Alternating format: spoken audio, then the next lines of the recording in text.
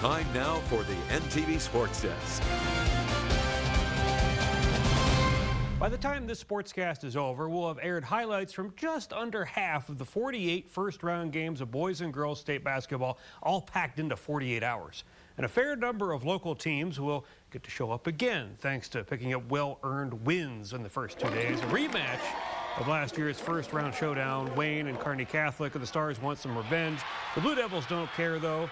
Cedro Agumba takes the pass for himself, heading the full length of the court as KC was slow out of the gate. After returning from 2 quick fouls, it was Turner Plugi getting 2 quick buckets to help spark the Stars, though. And back and forth in the first half, Tanner Walling finds some free real estate to get Wayne on the board again.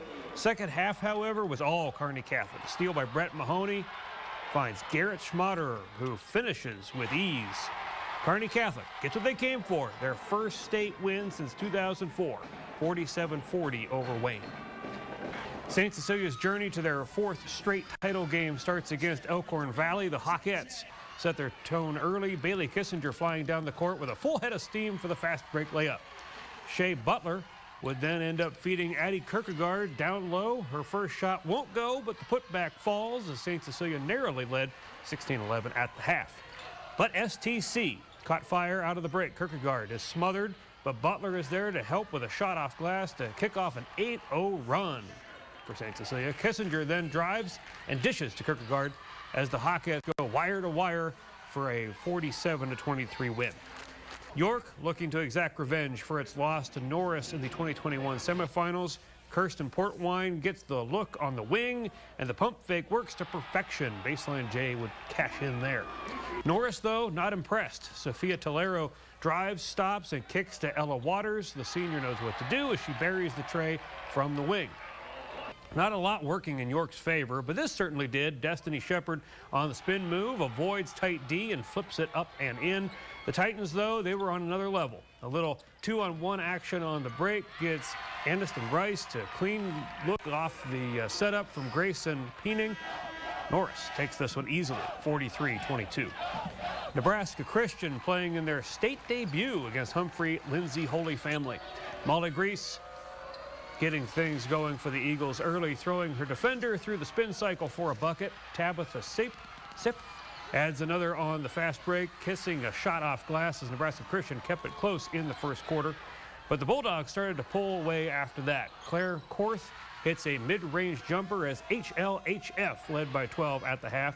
Addison Snyder then punctuates the win with a wide-open transition layup as the Bulldogs defeat the Eagles 56-41. BDS making their 5th straight trip to Lincoln, hoping to upset number 2 Archbishop Bergen. The Knights got hot early. Caitlin Malarnick grabs the offensive board and makes a nifty bounce pass to Paige Frickenstein, who lays it up as Bergen went on an 8-0 run in the first.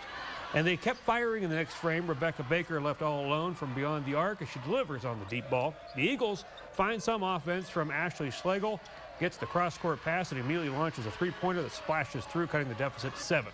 But the Knights' offense was too much to handle. Addison Mendlick bulldozing to the 10 and cans a floater as Bergen cruises to victory 47-33.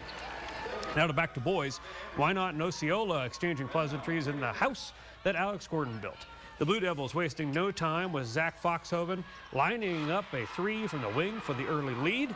The Bulldogs sure playing like their namesake as the miss is punched back in the air by Carter Gerard and it drops through. WYNOT, though, they're thinking, why not us? Jack Kuncha says, count them up as they led into the 4th, but the Dogs have their day. Wyatt Urban would hit Cale Gustafson on the backdoor cut as Osceola outscores WYNOT 11-2 in the 4th quarter. They're moving on with a 52-48 come from behind win. Shelton looking to get the next 8-1 upset, but St. Mary's hoping chalk would rule the day for them. The Bulldogs might be the away team, but they were hosting a block party as Ashton Simmons swats it away. 8 blocks for the Dogs on the day. The Cardinals pushing the tempo, finally able to avoid the trees as Charles Barlow comes up with the bucket at the 10. Second half, Shelton needing a comeback. Riley Bombeck pushes to Simmons, and the sophomore cans the triple from the wing. But the Cards use the Dogs' aggressiveness against them as the backdoor feed finds Blake Benson, 14 for him in the game, and St. Mary's needs no Hail Marys to advance in this one, 60-42 over Shelton. Ogallala and Ashland Greenwood's finest out in full force for the C1 quarterfinals. Caden Rezak looking for a hole in the zone early. He does just that. The floater from the charity stripe, good for him. Just before the half, Cale Jacobson looks to break down the D. He does just enough to kick to Cougar Konzum for the 3 right before the half. To the second we go, and Rezak on the attack once more. He draws eyes and slips to Harrison Caskey, the bucket and the foul on that one. But the Blue Jays not going anywhere. Jacobson kicks out to a wide open Evan Shepard for a wide open 3.